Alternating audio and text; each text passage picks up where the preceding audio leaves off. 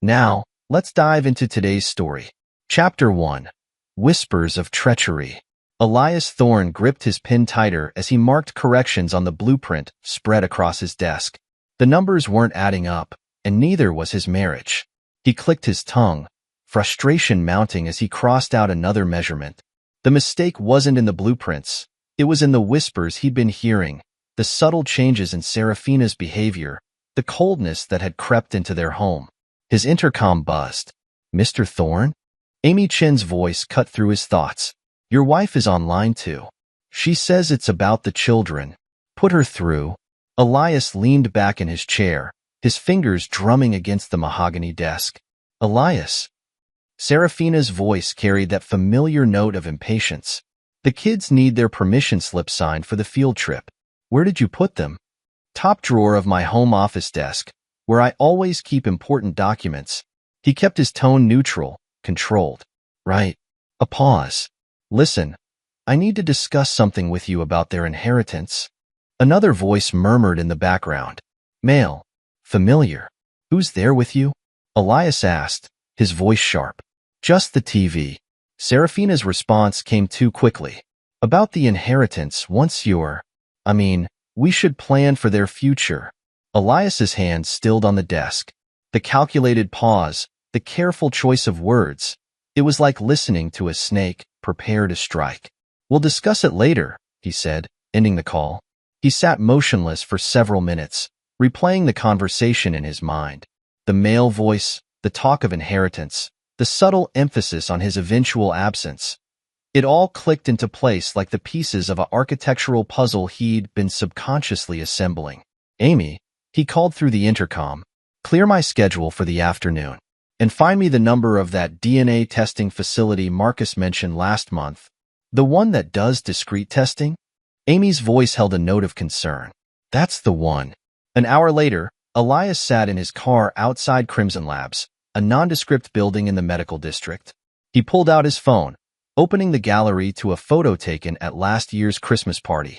His children smiled back at him. Thomas, 12, with his mother's green eyes, and Sarah, 9, with the same delicate features as Serafina. He'd always attributed their lack of resemblance to him to Serafina's dominant genes. Inside the facility, a technician in a white coat greeted him with practiced professionalism. "Mr. Wilson?" she asked, using the alias he'd provided. "Yes." Elias handed over the carefully collected samples, strands of hair from his children's brushes, a swab from his own cheek. "How long?" 3 business days for standard processing. Rush service is available for an additional fee. Rush it.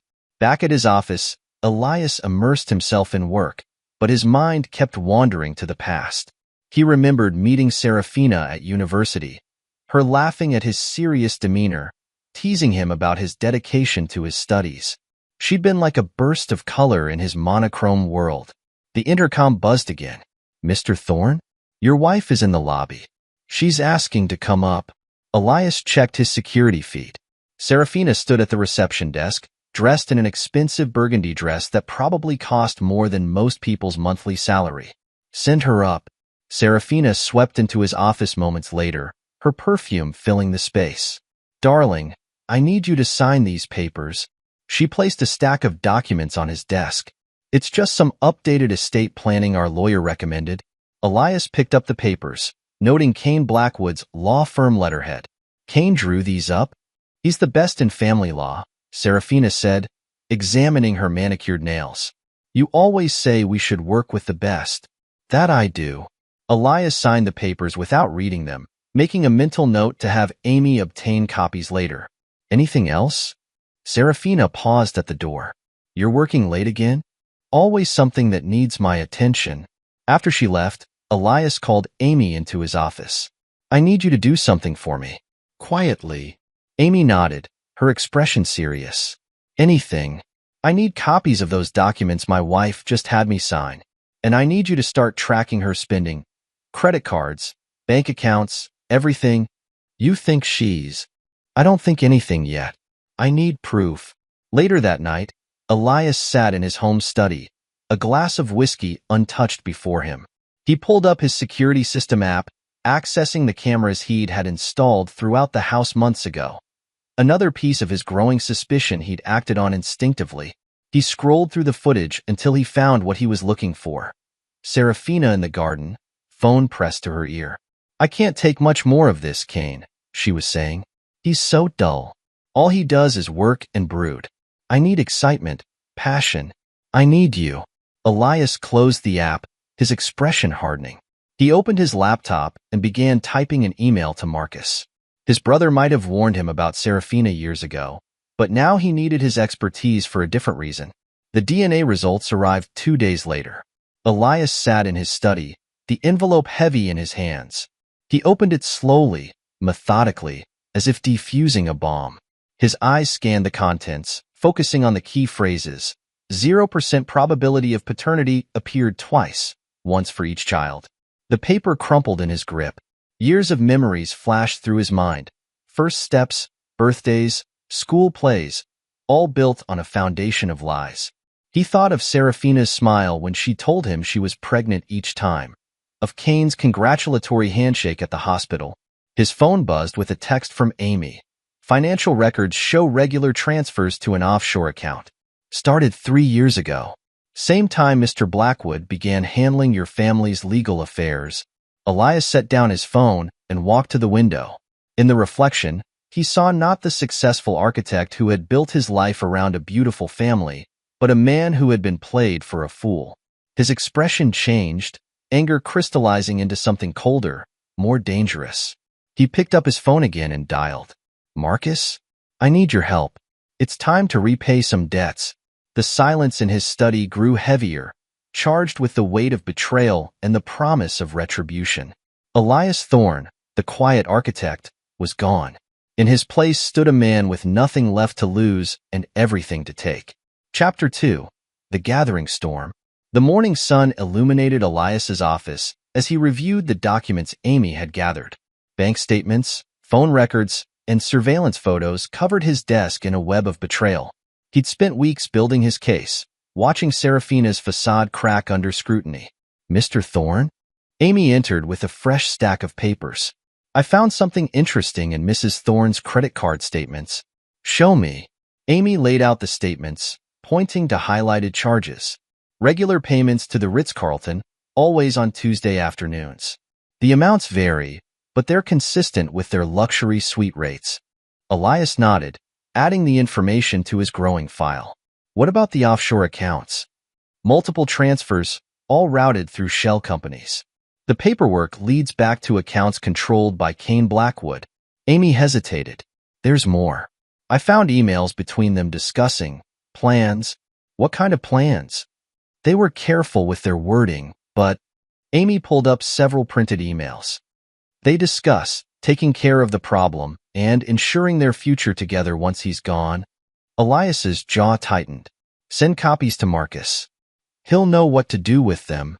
The door opened, and Marcus Thorne strode in, his former police officers bearing evident in his stance. "Little brother," he said, dropping a thick folder on the desk. "You're not going to like what I found." Elias gestured for him to continue. "Kane's been busy. Not just with your wife." Marcus spread out several photographs. "He's got a pattern. Wealthy clients, mostly men with attractive wives. He becomes their family lawyer, gets close, and then things start happening. Accidents, sudden illnesses, convenient deaths. And the authorities haven't caught on?" Marcus snorted. "He's careful. Nothing can be proven. But I've got contacts who've been watching him. They just needed someone willing to help build a case. Now they have someone," Elias said, his voice cold. "What about Serafina's involvement?" "She's in deep." Marcus pulled out more documents. "Found evidence she's been planning this for years. The kids, she timed everything perfectly. Made sure you'd be too invested to question anything." Elias stood, walking to his office bar. He poured 2 glasses of scotch, handed one to Marcus. "You warned me about her. You wouldn't have listened even if I'd shouted it from the rooftops." Marcus took a drink. "You were too far gone. I'm listening now." "Good. Because we need to move carefully. Kane's not just a corrupt lawyer. He's dangerous. And Serafina..." Marcus paused. "She's colder than we thought." The things she said about you in these recordings. Play them. Marcus hesitated, then pulled out his phone. Serafina's voice filled the room. Once we get rid of him, everything will be ours. The money, the house, all of it. The kids don't even look like him. They never suspected a thing. Stupid man. Thinking I could ever love someone so beneath me. Elias listened without expression, but his knuckles whitened around his glass. When the recording ended, he spoke quietly. Have you shared this with your contacts? Not yet. Wanted you to hear it first. Good. We'll need leverage. Elias turned to Amy. The court date is set? Amy nodded. Next week. Judge Hayes is presiding. Perfect. Elias smiled, but it didn't reach his eyes. She has a particular distaste for fraudulent cases. Later that afternoon, Elias sat in a downtown cafe, watching Serafina and Cain through the window of an upscale restaurant across the street. They sat close, too close for a lawyer and client, their heads bent together in intimate conversation. His phone buzzed with a text from Amy. Got the copies of the will she had you sign. You need to see this. Another text followed, this one from Marcus. My contact in the DA's office is interested. Says there might be enough for a RICO case. Elias finished his coffee and stood, leaving enough cash to cover the bill plus a generous tip. He had preparations to make. Back at his office, he reviewed the will with Amy. She's thought of everything, Amy said, pointing out key passages. If anything happens to you, she gets complete control. The trust fund, the properties, everything. She would, Elias murmured. She's always been thorough when it comes to taking what she wants. What are you going to do? Elias opened his laptop, pulling up a series of documents. I've already done it. Most of my liquid assets have been moved to secure accounts. The properties are being transferred to a blind trust. By the time they realize what's happening, it'll be too late. And the children? Amy asked softly. Elias's expression hardened. They were never mine to begin with. The week passed in a blur of preparation. Elias maintained his routine, playing the role of the unsuspecting husband while gathering more evidence. He attended business meetings, signed contracts, and even had dinner with Serafina twice, watching her perform her own role of the devoted wife. The night before the court date, Elias sat in his study, reviewing everything one final time. A knock at the door interrupted his concentration. Enter. Marcus stepped in, closing the door behind him. Everything's in place. My contacts are ready. Judge Hayes has been briefed on the sensitive nature of the case. And Cain's past cases? Being reviewed as we speak. They'll use tomorrow's evidence as probable cause for a deeper investigation. Elias nodded, satisfied. Good. Tomorrow, then. Tomorrow, Marcus agreed. He paused at the door. Elias, are you sure about this? Once we start, there's no going back. They made their choice years ago, Elias replied, his voice devoid of emotion. Now they'll face the consequences. After Marcus left, Elias pulled out an old photo album. Pictures of his wedding day, of holding the children he'd thought were his, of family vacations and celebrations. All lies, carefully constructed and maintained over years. He closed the album and placed it in his desk drawer. Tomorrow, the carefully maintained facade would crumble, and he would watch as Serafina and Cain's world collapsed around them. He felt no joy at the prospect, only a cold satisfaction. His phone buzzed one last time. Amy sending confirmation that all the documents were ready for court. Elias sent a brief acknowledgement, then turned off his phone. He had one more night to wait, one more night of playing the fool. Tomorrow, everything would change. Chapter 3. The Serpent's Bite. The courthouse loomed before Elias, its stone facade a testament to justice, or at least the appearance of it. He adjusted his tie, nodded to Amy who stood beside him with a briefcase full of evidence, and climbed the steps. Inside, the familiar faces of the legal world milled about. Cain Blackwood stood near the courtroom entrance, his expensive suit and confident smirk a practiced performance. Serafina sat on a nearby bench, playing the role of the wronged wife to perfection. Elias, she called out, her voice honey-sweet with false concern. We can still handle this amicably. Think of the children. He walked past without acknowledging her, feeling her confusion at his silence. Amy followed, her heels clicking against the marble floor. Judge Eleanor Hayes entered the courtroom, her stern presence commanding immediate respect.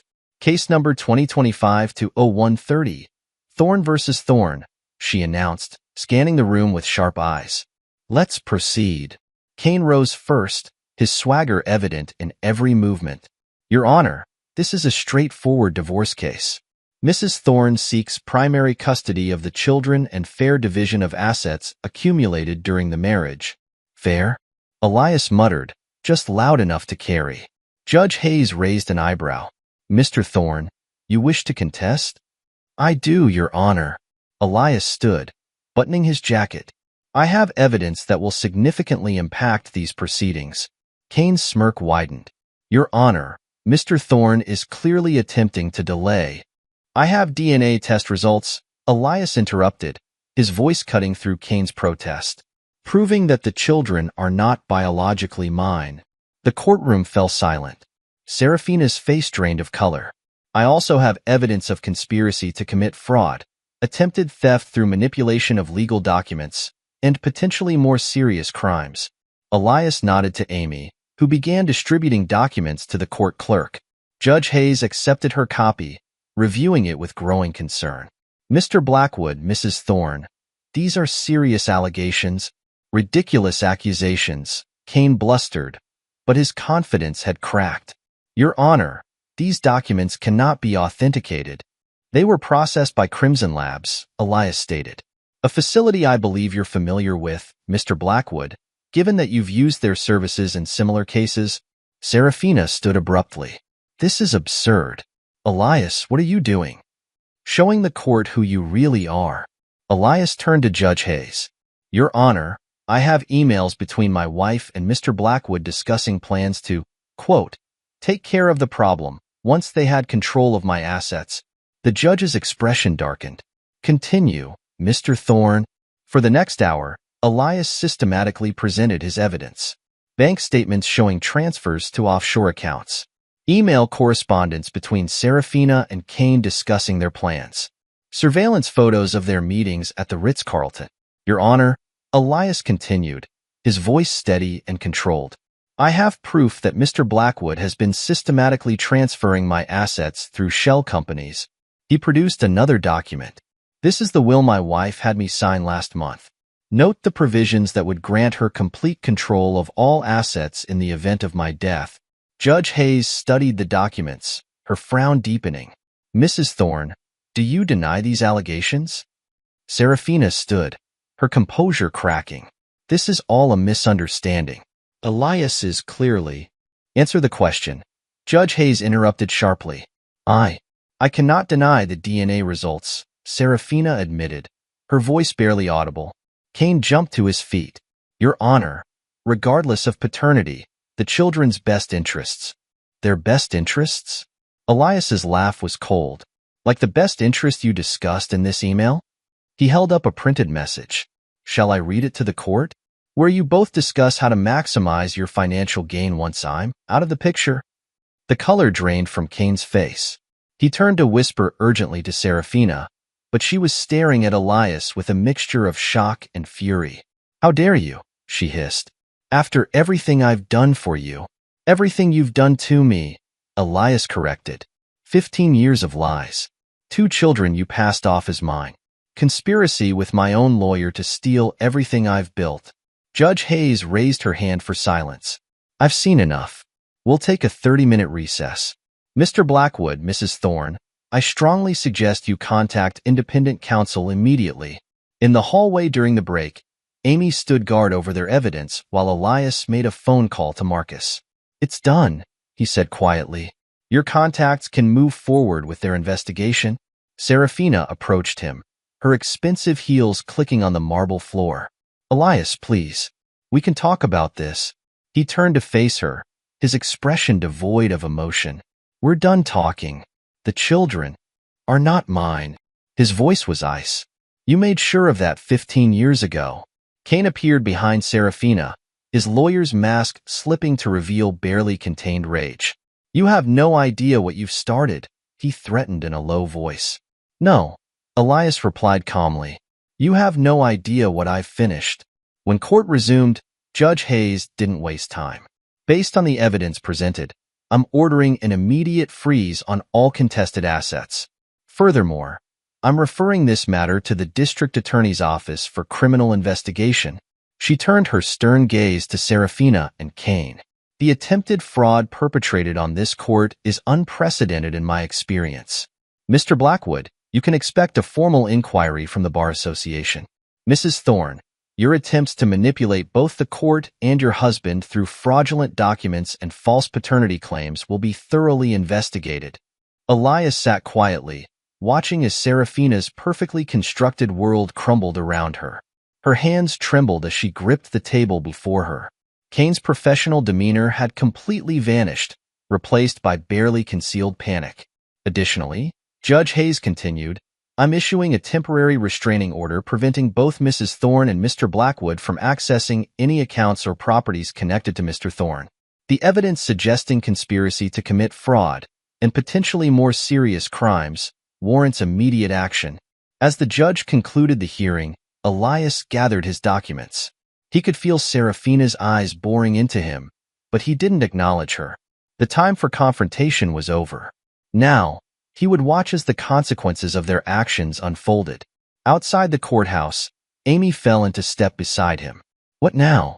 "Now," Elias said, straightening his tie. "We watched them unravel." Behind them, he could hear Serafina's raised voice arguing with Kane, their united front already showing cracks under pressure. Marcus waited by Elias's car, a satisfied smile on his face. "DA's office is already moving on the information," Marcus reported. "They're particularly interested in Kane's other cases.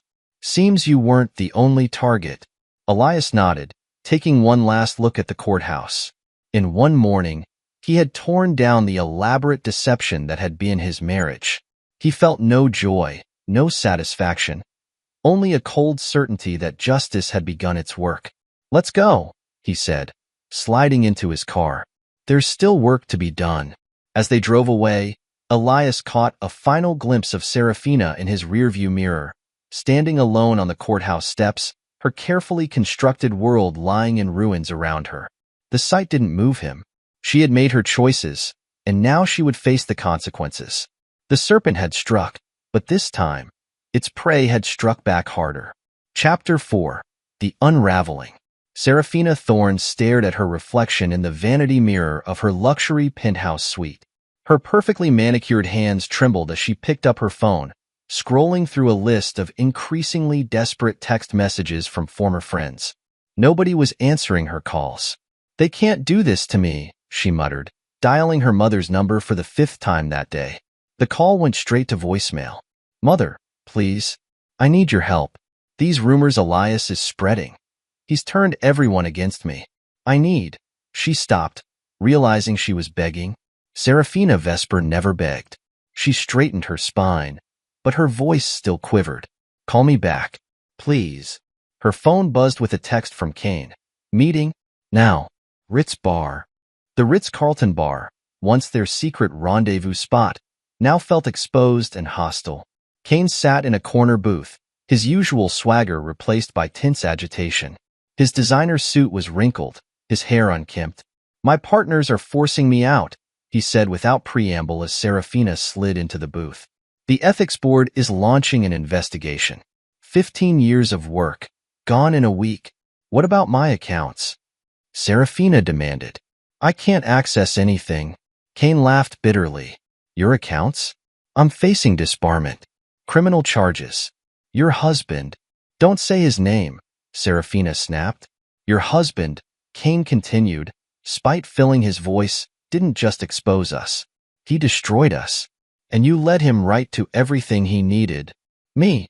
Serafina's voice rose. "You were the one who got sloppy. All those meetings, the paper trail. The DNA tests were your mistake," Kane snarled. 15 years of lying about those kids. Did you think he'd never find out?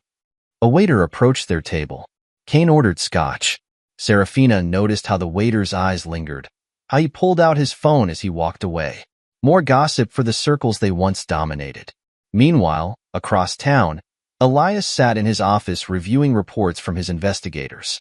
Amy entered with fresh coffee and a stack of documents. Serafina's credit cards have all been canceled, she reported. The offshore accounts are frozen. Her parents have publicly denounced her actions. Elias nodded, not looking up from his work. And Kane, his firm's partners, are meeting tomorrow to discuss his removal. 3 former clients have already filed complaints with the Bar Association. Good. Elias signed a document and handed it to Amy. Make sure Judge Hayes receives this. It details Kane's involvement in similar cases over the past decade. Amy hesitated. He's trying to contact some of your business associates, suggesting improprieties in past deals. Let him. Elias finally looked up, his eyes cold. Everything's documented, legitimate. The more he thrashes, the deeper he'll sink. A knock at the door interrupted them. Marcus entered, carrying a thick folder. You were right about Kane's other cases, he said, dropping the folder on Elias's desk. Found 3 more instances of suspicious deaths after he became involved in estate planning. Police never connected the dots. They will now, Elias replied. Later that evening, Serafina stood outside her parents' mansion, pressing the intercom repeatedly. The gates remained closed. Mrs. Vesper, the security guard's voice crackled through the speaker. I've been instructed not to let you on the property. I'm their daughter. Not anymore, miss. Those are their exact words. Serafina's legs gave out. She sank to the curb, her designer dress collecting dirt. Her phone buzzed with a news alert. Prominent lawyer Cashin Blackwood under investigation for multiple fraud allegations. Across the city, in a private gym, Elias worked the punching bag, each strike precise and controlled. Amy watched from the doorway, concern evident in her expression.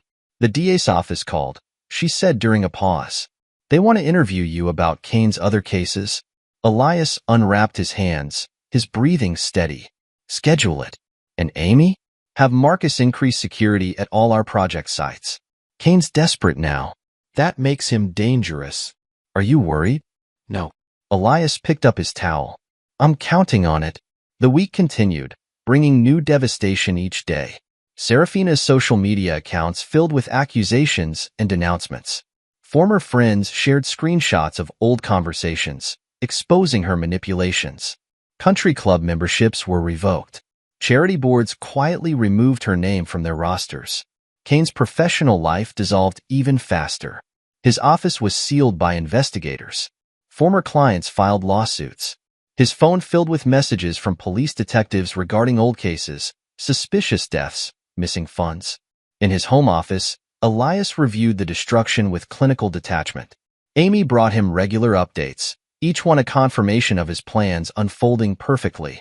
Sir? Amy entered with a new report. Serafina tried to check into the Four Seasons. Her cards were declined. She's been reduced to using budget hotels. Elias continued working on his blueprints. Make sure our contractors know not to hire her if she comes looking for work. Her degree was earned through cheating. I have proof. Already done. Amy paused. She's been calling the house, asking about the children. They're not her concern anymore. Elias's voice was ice. The DNA tests proved that. The chapter closed with Serafina sitting alone in a cheap motel room, staring at old photos of her glamorous life, while across town, Kane drank himself into oblivion in his emptying office, watching his empire crumble. Their separate falls from grace were just beginning, and Elias, their destroyer, was far from finished. Chapter 5. The Calculated Game. Elias studied the chessboard on his desk, each piece representing a move in his ongoing strategy. Amy entered with his morning coffee and the latest intelligence. Kane tried to access his backup accounts in the Caymans, she reported. They're frozen. Marcus's contacts in international banking made sure of it. And the rumors? Spreading exactly as planned. 3 more of his former clients have come forward with allegations. The legal community is completely shunning him. Elias moved a black knight, capturing a white queen. Have our PI focus on his father's old cases. I want to know if corruption runs in the family. The private investigator, David Chun, proved worth every penny of his extensive fee. His latest report landed on Elias's desk that afternoon, thick with damning details. The Blackwood family's legal practice has been running schemes for decades, David explained, pointing to key documents. Father taught son. They targeted wealthy clients, orchestrated accidents, manipulated wills. Cain just got greedier than his old man. Evidence?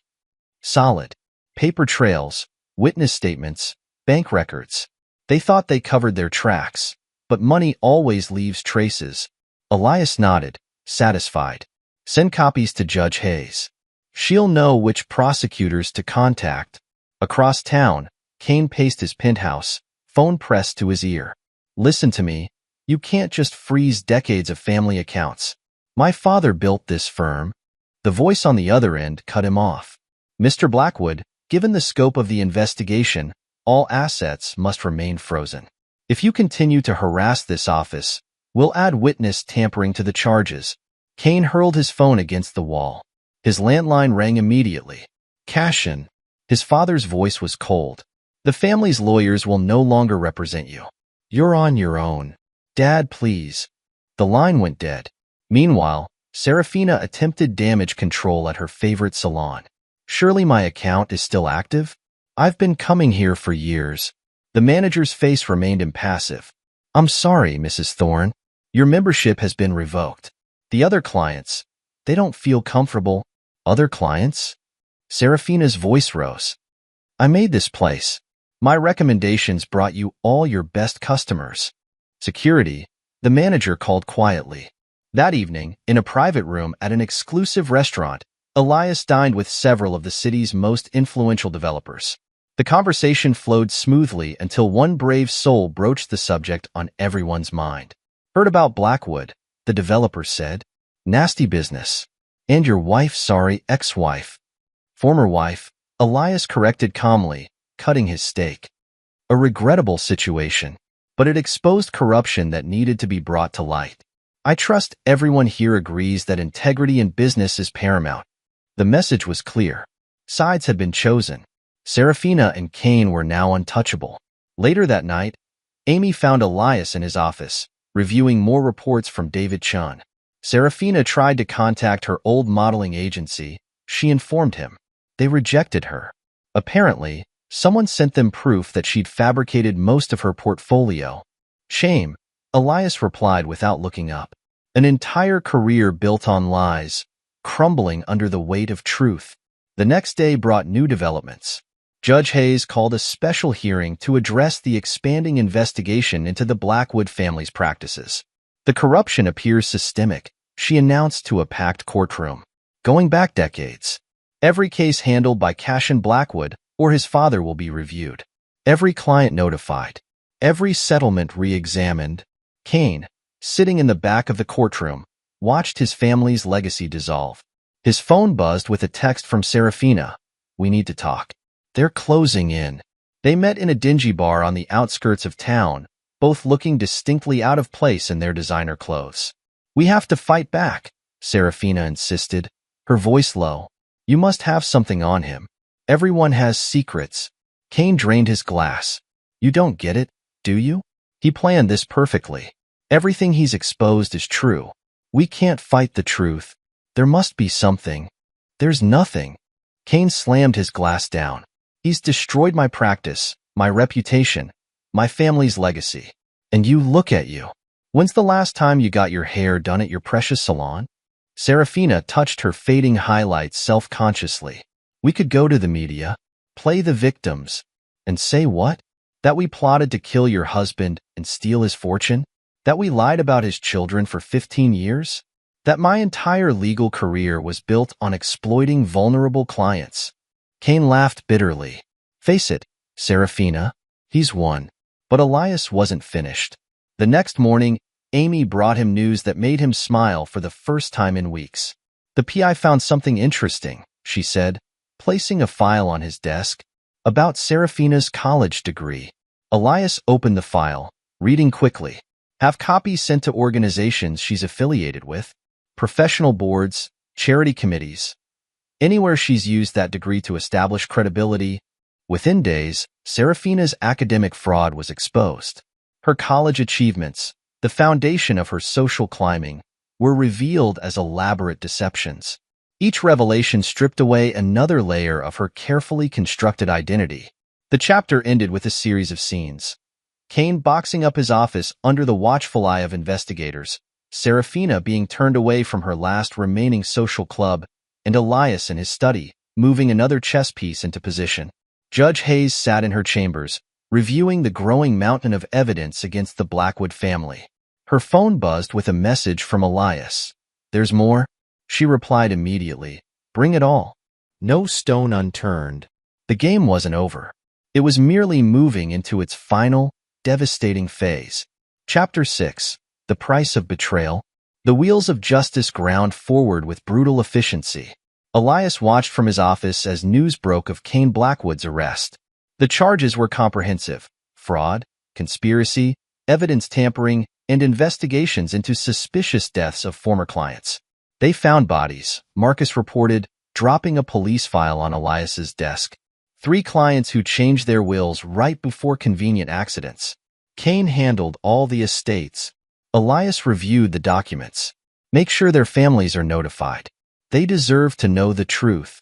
Already done. DA's office is cooperating fully. They're building a RICO case against the entire Blackwood family. Meanwhile, Serafina faced her own destruction. Her phone rang. Her last remaining friend from the country club. "I'm sorry, Sarah," the woman said, not sounding sorry at all. "But we've seen the proof about your degree, the fake charity work, everything. The board is unanimous. You're out." Serafina clutched her phone. "After 20 years of friendship?" "Friendship?" The woman laughed coldly. "You've been manipulating all of us. Those fundraisers you organized? We found the missing money. The affairs you covered up? All documented. You're finished in this town." The line went dead. Serafina stared at her reflection in a storefront window, noticing the roots showing in her expensive hair color, the slight wear on her designer clothes. Her carefully constructed world was dissolving. In his office, Elias met with David Chen, the PI whose work had proven invaluable. "Found something interesting about their relationship," David said, sliding over surveillance photos. "Cain's been playing her too. He's got similar schemes running with other wealthy women. Serafina was just another mark. Make sure she sees these," Elias instructed. "All of them." The photos arrived in Serafina's email that evening. She sat in her downgraded hotel room, scrolling through images of Cain with other women, other victims, all following the same pattern. Her manicured nails dug into her palms until they drew blood. Across town, Cain sat in a holding cell, his designer suit exchanged for prison orange. His father's voice echoed in his head from their last conversation. "You weren't careful enough. You got caught. You're no son of mine." The next day brought more revelations. Amy entered Elias's office with fresh intelligence. Serafina tried to access her trust fund, she reported. Her parents have cut her off completely. They've even changed their wills to exclude her. Elias nodded, reviewing architectural plans. "And the children?" "Safe at boarding school. The headmaster has strict instructions about unauthorized contact." A week later, Serafina made her final desperate move. She appeared at Elias's office unannounced, a shadow of her former polished self. "Please," she begged the security guard. "I just need 5 minutes." Elias watched on the security feed as she was escorted out. Amy stood by his desk, waiting for instructions. "Sir?" "She left this." Amy handed over an envelope. Inside was a letter filled with apologies, pleas for mercy, promises to make amends. Elias fed the letter into his shredder without reading past the first line. "Make sure she understands. There's no coming back from this." The destruction continued, methodical and absolute. Cain's legal empire crumbled as more victims came forward. Former clients filed lawsuits. The FBI opened investigations into decades of suspicious deaths. His family's name became synonymous with corruption. Serafina's social extinction was equally complete. Her calls went unanswered, her texts unread. Former friends crossed the street to avoid her.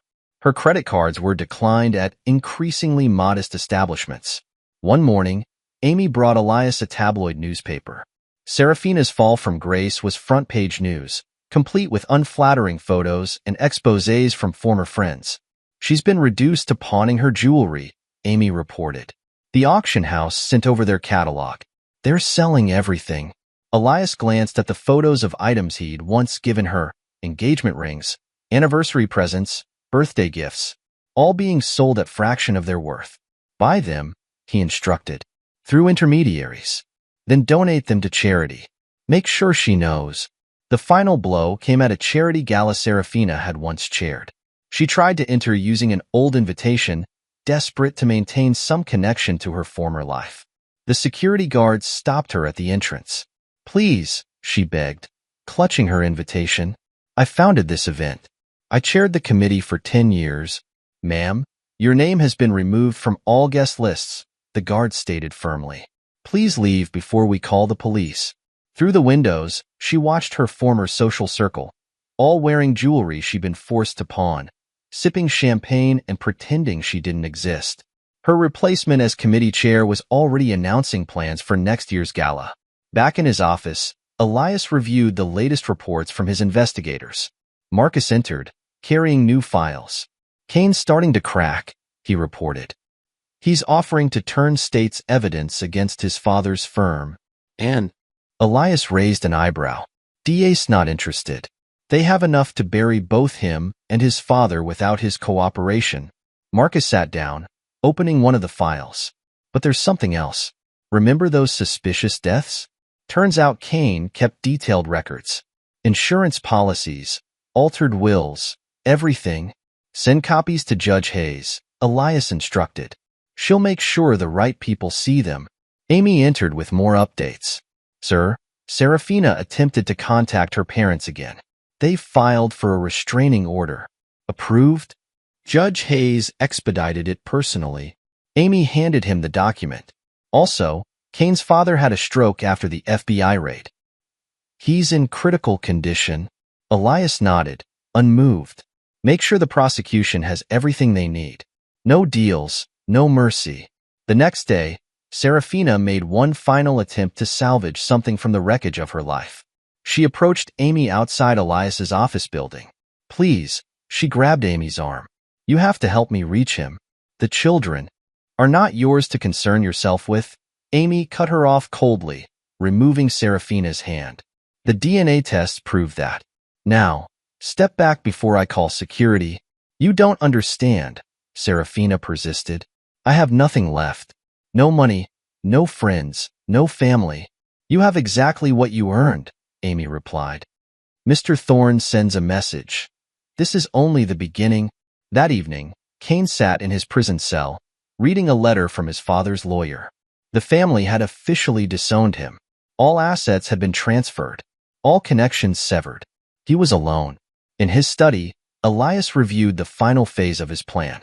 The psychological warfare had taken its toll. Serafina and Kane were isolated, desperate, and turning on each other. Each blamed the other for their downfall, just as he'd intended. The DA's office called, Amy reported. They're adding conspiracy charges. Apparently, Serafina's been trying to make a deal, offering evidence against Kane, and Kane doing the same.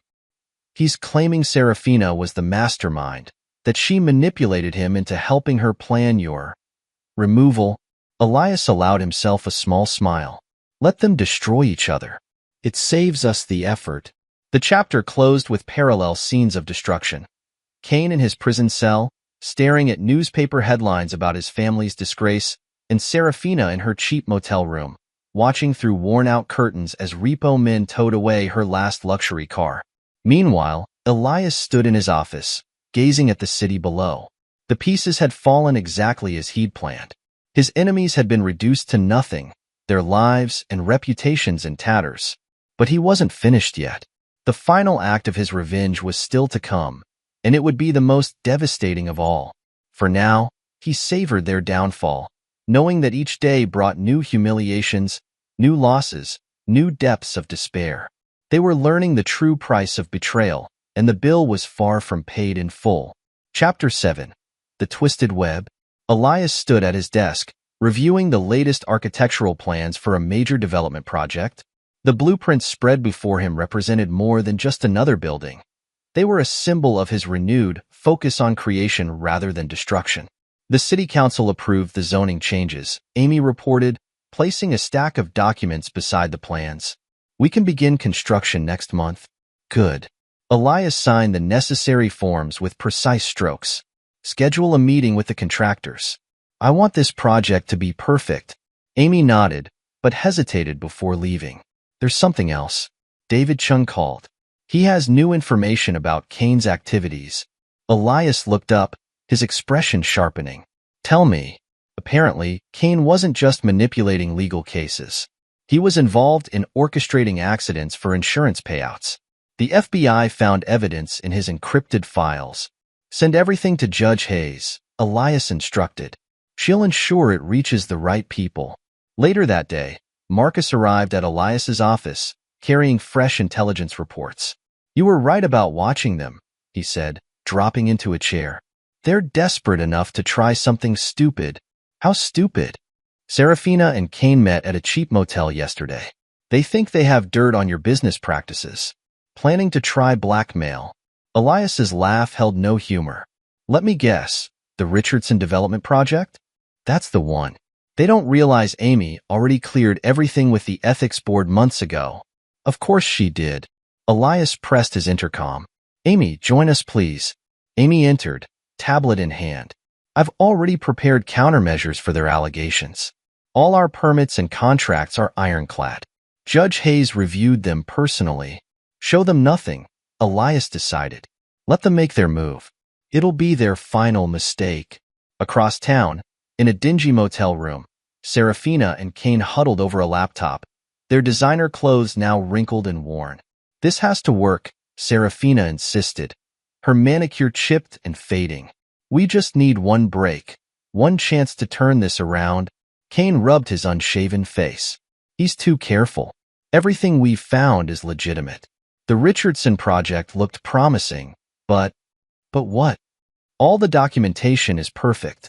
Too perfect. It's like he knew we'd look there. He couldn't have known. He knows everything. Kane slammed the laptop shut. Face it, Serafina. He's been 10 steps ahead of us from the start. Back at his office, Elias met with his legal team, reviewing the latest reports on Kane's criminal cases. The FBI's investigation is expanding, his lead counsel explained. They're looking into 20 years of suspicious deaths connected to the Blackwood firm. Insurance fraud, staged accidents, falsified medical reports. Make sure the victims' families are notified, Elias instructed. They deserve to know the truth. Amy entered with breaking news. Sir, Kane's father died an hour ago. Heart attack in his hospital room. Any signs of foul play? The police are investigating. Apparently, he was about to make a deal with prosecutors. Elias nodded, unsurprised. Monitor Kane's reactions. This might push him over the edge. The prediction proved accurate. Within hours, Kane appeared at Serafina's motel, wild-eyed and desperate. We have to act now, he demanded, pacing the cramped room. My father's dead. My family's legacy is destroyed, and it's all because of him. Serafina backed away, seeing madness in his eyes. Cashin, calm down. We need to think. Think? While he takes everything. No. We end this now. But Elias's network was already moving. Marcus's security team tracked Kane's erratic movements. Amy coordinated with law enforcement. Judge Hayes signed emergency orders. In his office, Elias received updates in real time. They're planning something desperate, Marcus reported. Want me to intervene? No. Elias's voice was cold. Let them try. It'll be the last mistake they ever make. The chapter culminated with David Chun delivering his most shocking discovery yet. You need to see this, he told Elias, presenting a USB drive. Kane's been hiding more than we thought. These aren't just crimes of opportunity. This is organized, systematic destruction of lives. Elias reviewed the files, his expression hardening with each revelation. Send copies to the FBI, the DA's office, and Judge Hayes. It's time to end this. The pieces were in place. Serafina and Kane, thinking they had found leverage, were actually walking into a trap years in the making. Their desperate plan to strike back at Elias would become their final undoing. Chapter 8. The Final Judgment. The grand ballroom of the Metropolitan Club glittered with the city's elite. Crystal chandeliers cast pristine light over the annual charity gala, an event that had once been Serafina's crowning social achievement. Elias arrived precisely on schedule, Amy at his side in an elegant black dress. He had arranged everything perfectly, knowing his targets wouldn't be able to resist one last attempt at salvaging their social standing.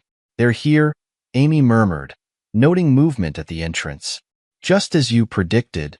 Serafina and Kane stood in the doorway, their designer clothes no longer fitting quite right, their confident facades cracking around the edges. They had used their last connections to secure invitations, desperate for one final chance at redemption. "Mr. Thorne," Judge Hayes approached, champagne in hand. "I understand we're in for quite a show tonight."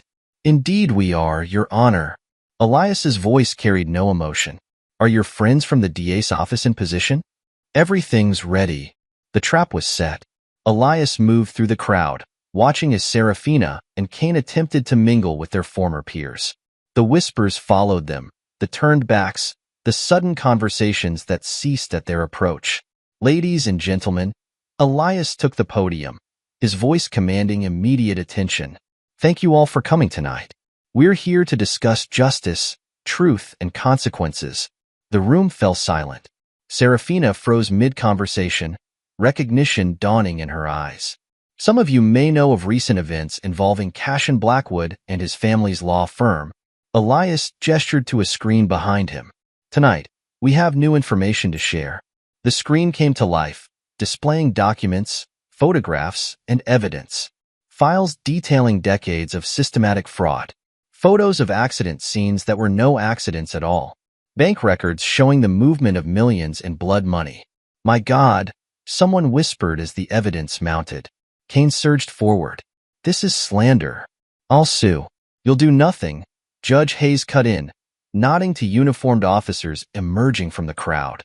"Mr. Blackwood, you're under arrest for conspiracy to commit murder, insurance fraud, and obstruction of justice." "You can't," Kane began, but the words died as handcuffs clicked around his wrists.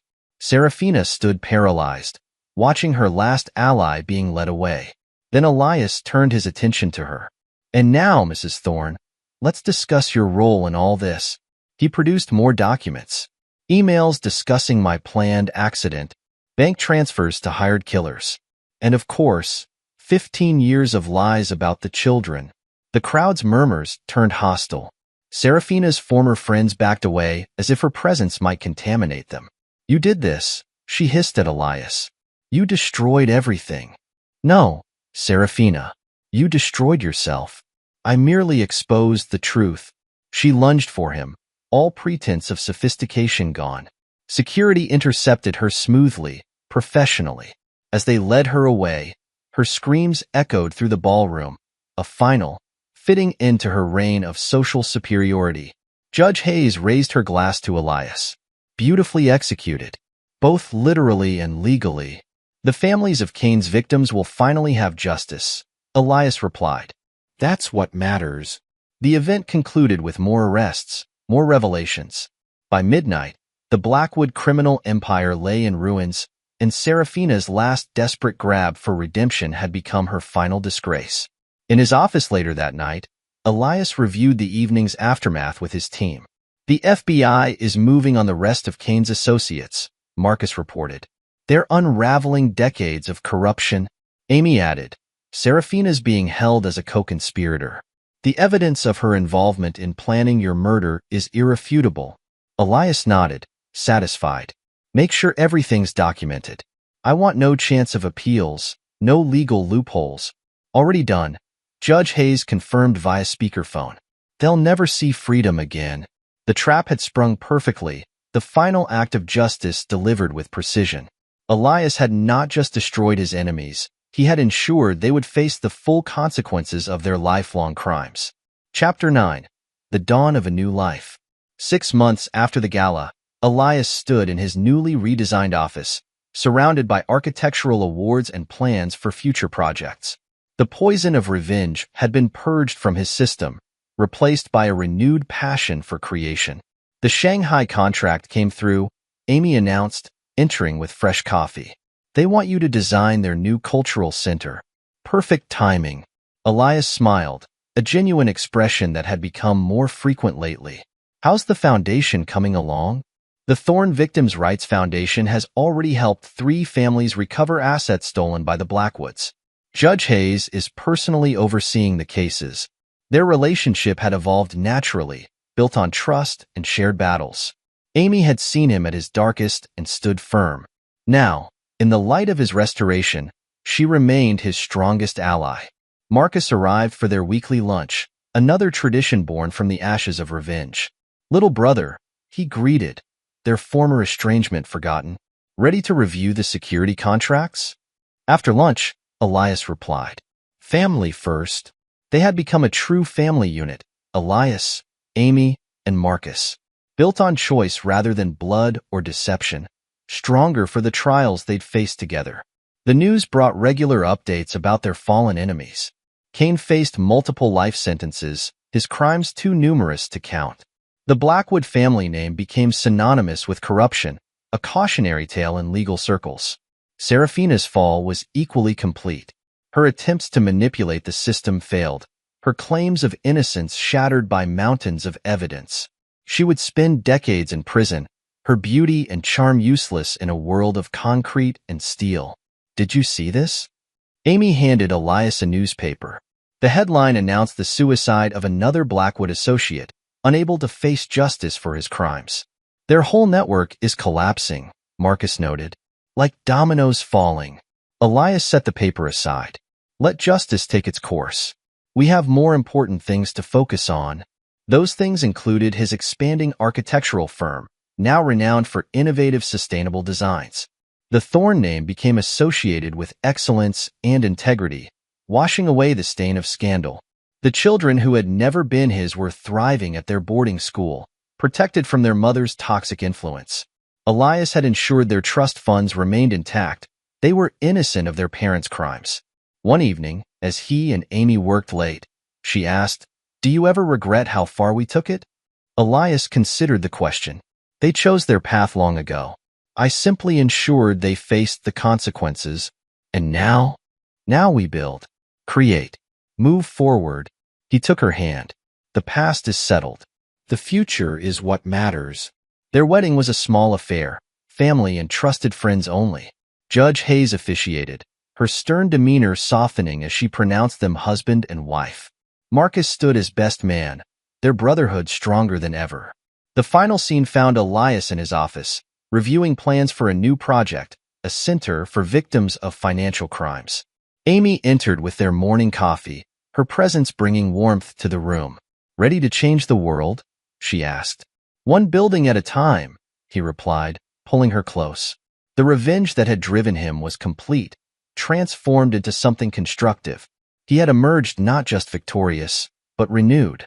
The architect had rebuilt himself, creating a foundation stronger than steel, a future brighter than any he'd imagined during those dark days of betrayal. Justice had been served, not just through destruction, but through the creation of something new and better. Elias Thorn had mastered his destiny, proving that sometimes the best revenge isn't just about tearing down the old, but building something stronger in its place. Epilogue. 10 years later, the Thorn Global Development Headquarters dominated the city skyline, its innovative design a testament to the vision of its creator. Inside the top-floor office, Elias Thorn reviewed proposals for his latest project, a sustainable urban development that would transform the city's warehouse district into a model of modern living.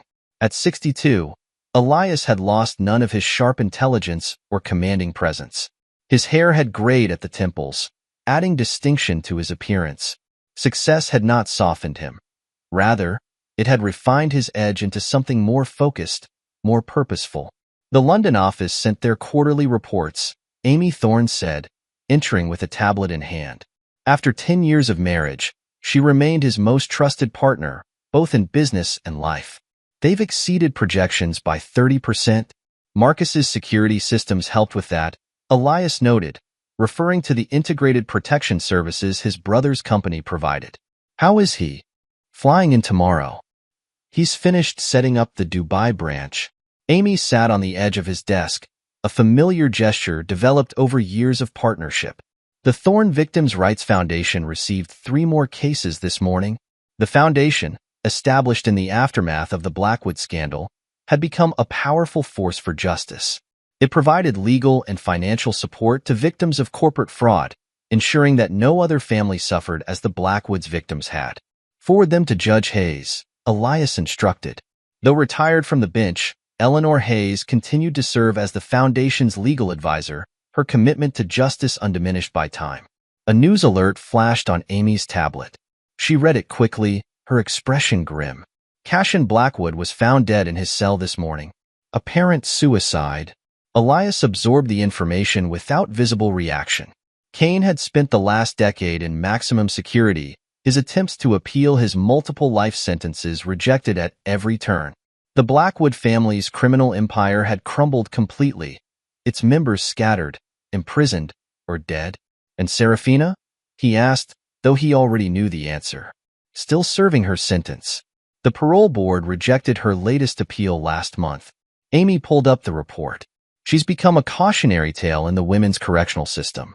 They use her case to show how privilege and manipulation lead to downfall. The years had not been kind to Serafina Thorn.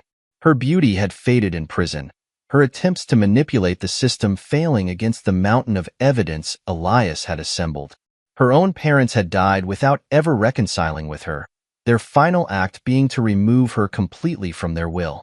Thomas called yesterday, Amy mentioned, referring to Serafina's biological son. He's finishing his residency at Mayo Clinic. Wants to know if you'll attend his graduation.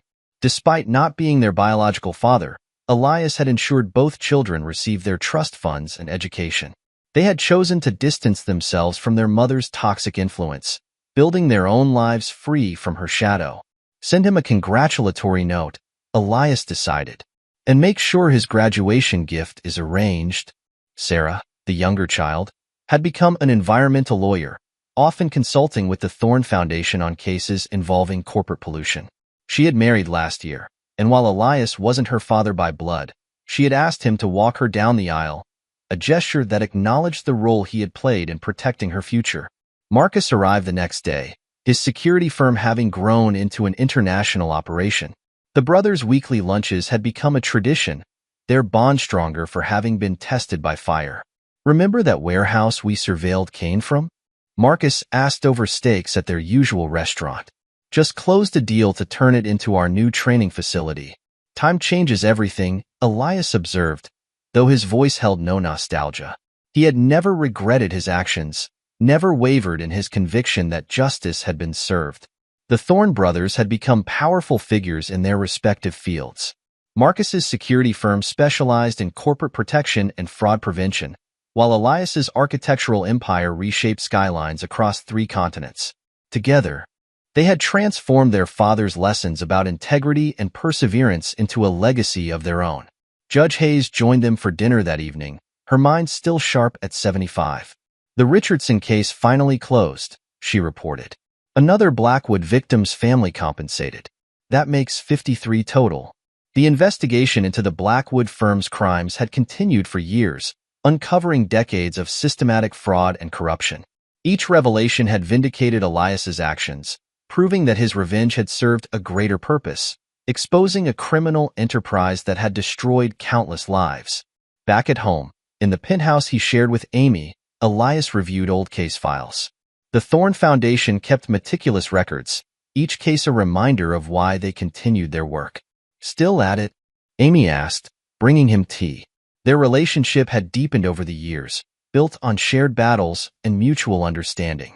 She remained the only person who saw all sides of him, the ruthless strategist, the brilliant architect, and the man who had transformed his pain into purpose. The Martinez family, he explained, showing her the file. Their case reminds me of how the Blackwoods operated. Same patterns, different players. And we'll stop them too, Amy assured him, her hand finding his shoulder. She had become more than his partner. She was his moral compass, helping channel his determination into constructive action. The next morning brought news that another of Kane's former associates had been arrested in South America. The ripples of justice continued to spread, even after a decade. Elias's revenge had not just destroyed his enemies. It had created a mechanism for ongoing justice. At the Foundation's quarterly board meeting, Elias addressed his team. 10 years ago, we set out to ensure that what happened to the Blackwoods victims would never happen again. Today, we've helped hundreds of families recover from similar crimes. But our work isn't finished. The Thorn name had become synonymous with justice and innovation. Elias's architectural firms designed buildings that transformed communities. The Foundation exposed corporate criminals and protected their victims. Together, they created a legacy of positive change born from the ashes of betrayal. Sarah visited the office later that week, her own legal career flourishing. "Dad," she said. She had never stopped calling him that, blood relation irrelevant to their bond. "We've uncovered something in the Martinez case. It's bigger than we thought." Elias listened as she outlined a new web of corruption, his strategic mind already formulating plans. The fire that had driven his revenge now fueled his pursuit of justice on a larger scale. He had learned to channel his ruthlessness into systematic change, destroying corruption while building something better in its place. That evening, at a charity gala benefiting the Foundation, Elias and Amy danced slowly, their movements practiced after years together. The ballroom was the same one where he had sprung his final trap on Serafina and Cain, now transformed into a place of celebration and positive change. "Any regrets?" Amy asked, though she knew the answer. "Not one," Elias replied, his voice firm. "Everything that happened brought us here. Brought good from evil." The Foundation's work had expanded globally, its methods refined by experience. They had created a network of lawyers, investigators, and advocates who fought corporate corruption with the same relentless determination Elias had once focused on his personal revenge. Marcus joined them at their table, his own success evident in his bearing. "Just got word," he said quietly. "The last of Cain's hidden accounts has been found. The victims' families will receive full restitution." It was the final piece of a puzzle 10 years in the making. The Blackwood Empire was not just destroyed. It had been transformed into a force for restitution and reform. Every dollar they had stolen now served to help their victims and prevent future crimes. Later that night, in their penthouse, Elias stood at his desk, reviewing plans for his next project, a complex of affordable housing built to the highest environmental standards. Amy wrapped her arms around him from behind, her presence a comfort he had never expected to find. "You know what today is?" she asked. 10 years since the gala, he nodded. "Since justice was served. Since we started building something new," she corrected. Elias turned to face her, his expression softening slightly. The ruthlessness that had driven him to destroy his enemies remained, but it had been redirected, refined into a force for positive change. He had not forgiven. He never would, but he had moved beyond mere revenge to create something lasting and meaningful. The views of the city spread out before them, including buildings he had designed, lives he had changed, and a legacy that would outlive any desire for vengeance. The man who had once focused all his energy on destruction now built futures, protected the vulnerable, and reshaped the world according to his vision of justice. Thomas and Sarah had both grown into successful professionals, their mother's crimes serving as a lesson in what to avoid rather than a burden to carry. They maintained contact with Elias, recognizing that his intervention had saved them from following their mother's path. Judge Hayes still consulted on difficult cases, her reputation for integrity inspiring a new generation of legal professionals. The procedures she had established for handling corporate fraud cases had become standard practice across the country. The Thorn brothers' weekly lunches continued, their conversations ranging from business strategy to family matters. They had built the kind of relationship their father would have been proud of, supporting each other while maintaining their independent strengths. And Elias himself had evolved without weakening. His ruthlessness remained, but it served a greater purpose.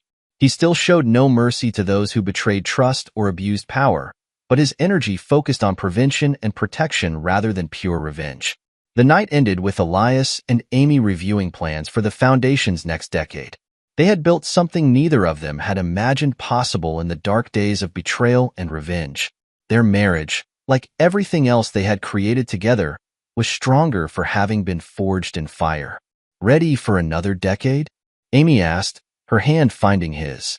Always, Elias replied, his voice holding the same determination that had once driven his revenge, now turned to more constructive purposes.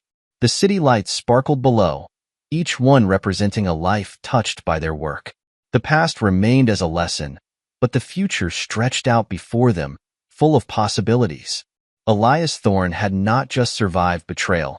He had transformed it into a force for change, proving that the best revenge sometimes lies not in destruction alone, but in building something stronger from the ruins.